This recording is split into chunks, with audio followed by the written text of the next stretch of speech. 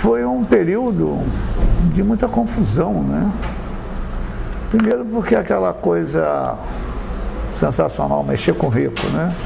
Jornais todo dia põem os pobres na cadeia, não tem repercussão, né? E mexer com rico tem repercussão, né? Várias teses apareceram, né? Nesse caso, inclusive algumas delas dizendo que ela não teria sido morta. Até se saísse no classificado, a pessoa lia com a letra pequenininha, você está entendendo? Que foi um negócio assim, que pegou a sociedade. Todo mundo sofreu repressão.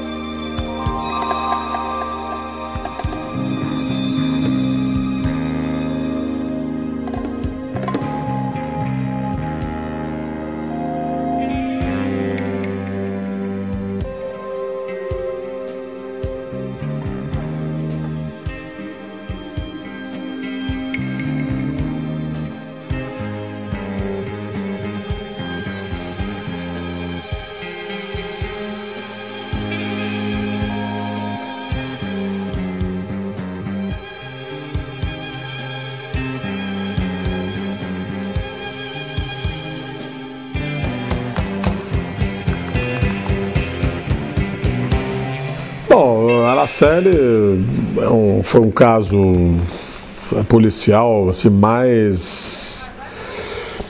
de maior repercussão no Espírito Santo, né? Depois do Esquadrão da Morte, vamos dizer assim, né? Onde, na realidade, uma garota, uma menina, né? Em 1973, foi dada como desaparecida e depois constatou-se que, na realidade, ela teria sido assassinada por conta de uma festinha, de embalo. Era uma menina que estudava na escola ali na Praia do Suá, perto das peixarias ali.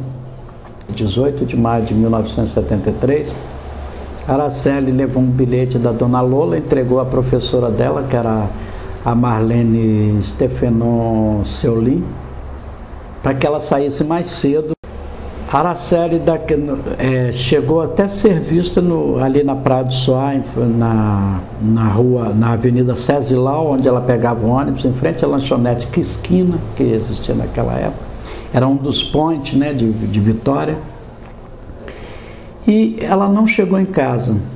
Fazia também uma situação muito interessante, porque não se tratava assim do crime como eles colocavam que era o crime, né? Quer dizer, alguém matou a Araceli, quando na verdade tudo indica que a Araceli se meteu numa roia, foi drogada, né? Usaram droga com ela e ela morreu em função das drogas, né? Onde teria ocorrido a festinha, né? Nesse edifício Apolo, né? Então tem essa história. Porque aí a mãe da Araceli começou a ser indicada como uma das responsáveis pela morte da filha, né? Ela estaria participando da orgia com uma rapaziada, né? Relatam que ela seria uma espécie de avião. Há informações que também não chegaram a ser confirmadas, até porque a polícia não permitiu muito, que atrapalhou demais as investigações. Ela mesma atrapalhou ela mesma, de que essa cocaína vinha de Santa Cruz de la Sierra, onde Dona Lola morava. Jamais. Dona Lola é uma pessoa era mãe que não tinha nem ligação com nenhum, sabe? Esse bairro aqui era um bairro ermo, isolado. Que quando explode o caso da Araceli, ela invade a polícia. E vai ao chefe de polícia, que era Gilberto Farias. E tenta dar uma bufetada na cara do Gilberto, não sei nem se dá. Para nós deu, para ele a versão dele não deu. Por que isso? Comecei a permitir que a menina que morava no bairro de Fátima, estudava na Praia de Suá, andasse a pé aqui de Bento Ferreira, aqui do pé da Secretaria de Saúde, até o bairro de Fátima, passando aquela praia de Camburi toda ali até. no mínimo, uma mãe irresponsável, né? Daí, parcela de culpa nessa história toda ela tem também. Talvez por isso que ela tenha se omitido um pouco no período de investigação e, consequentemente, prejudicando o trabalho da polícia.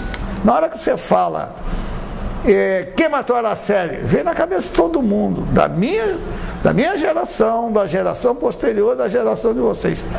Paulo e Lau. Nós não temos o caso apurado, mas temos um caso em que a população nomeou quem foram os assassinos da Araceli. Ela nomeou. Solucionado foi. Solucionado foi. Na época foi um promotor de justiça, esqueci o nome dele agora, mas ele solucionou o caso completamente, levou os assassinos à prisão. Eles foram condenados, né? Foram, mas... Agora, uma coisa eu tenho certeza. Não foi Dante Michelini, nem Paulinho e Lau que mataram aquela menina. Porque se fosse, por certo, eu saberia. Graças a Deus, quase 20 anos depois, o desembargador Paulo Nicola Copolilo, de uma maneira muito acertada, anulou aquela farsa toda, que aquilo foi uma farsa que foi feita em cima da família Michelini, em cima da família Lau.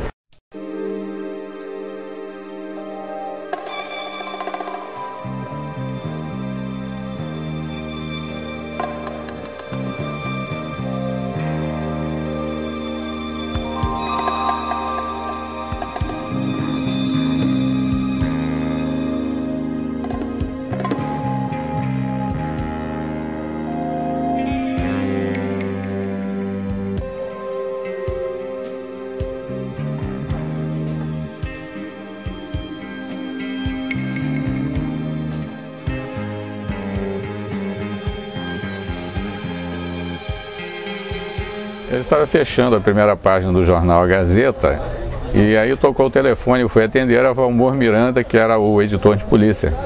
Aí o Valmor me pedia um espaço para uma pequena nota, porque tinha sido achado o corpo de uma criança no matagal atrás do hospital infantil. Eu cortei o pé de uma matéria maior e coloquei aquela notinha, e era Araceli. No dia seguinte o caso explodiu. O corpo estava envolto num plástico transparente, debaixo de umas pedras e uma espécie de um lençol, certo? Na hora que você puxa, a perícia do caso Araceli não tinha sequer um filme feito por um técnico, um fotógrafo, perito do local do crime. O local do crime foi feito pelo meu filho, Carlito, tinha 16 anos de idade. Não tinha repórter na hora, eu tive que improvisar praticamente o Carlito Medeiros, que era o filho do Rogério Medeiros. O Carlito estava fazendo estágio no diário, ele nem era fotógrafo, estava fazendo estágio.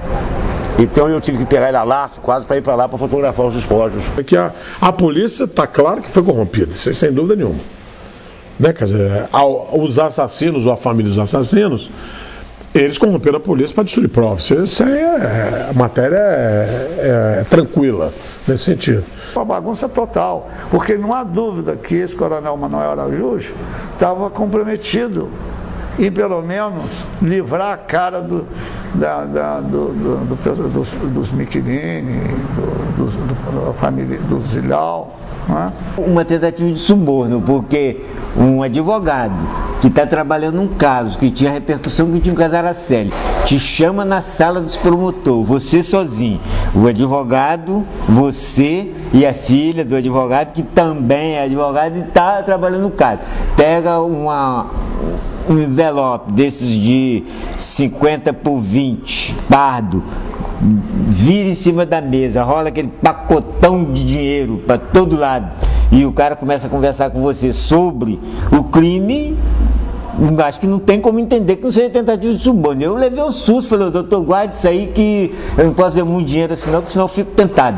O caso do advogado que tentou subornar a testemunha, dona Almerinda, depois o fato do doutor Valmar Bermude deixar o caso assim, de repente, né, nós questionamos por que ele estava, nós chegamos até escrever uma matéria meio pesada contra ele, falando assim que ele tinha recebido uma proposta para deixar o caso Araceli.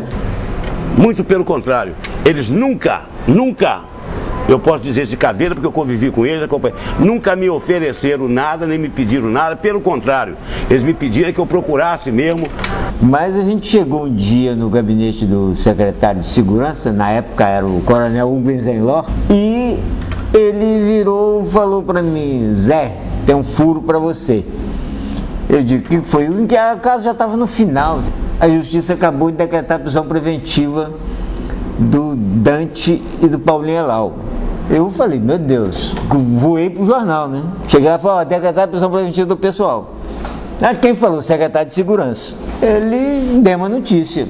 No outro dia eu sou chamado lá no Tribunal de Justiça porque o pessoal queria saber quem que deu a notícia. Eu não queria dizer de jeito nenhum, só disse. Aí no momento que o juiz veio para mim e falou assim: olha, se você não disser, nós vamos mandar te prender. E começou a fazer um auto de prisão para mim. Eu falei: aí não tem rio, foi o secretário de segurança. Aí todo mundo regalou o olho, mas foi o secretário de segurança. Eu falei: foi, o coronel Hugo Eisenlohr, que me disse que vocês tinham decretado a prisão preventiva dos dois, só que não tinham decretado por causa disso. Se o jornal não tivesse dado, não teriam decretado a prisão preventiva.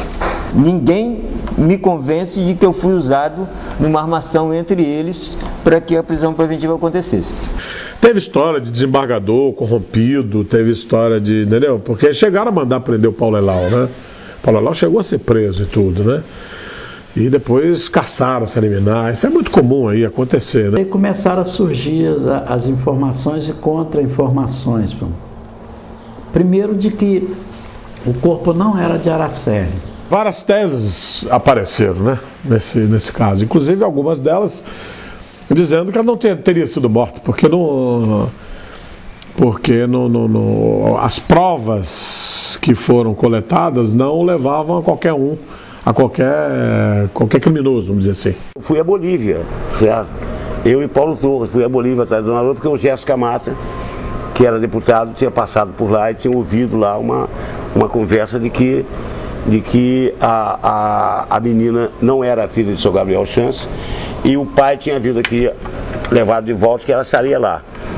Então, eu e Paulo Torres fomos lá. Realmente aconteceu uma coisa muito estranha, porque nós chegamos lá de tarde, aí eu telefonei para a casa da Dona Lola, a empregada atendeu, disse que ela estava lá, eu falei que no outro dia nós ligaríamos para lá, né?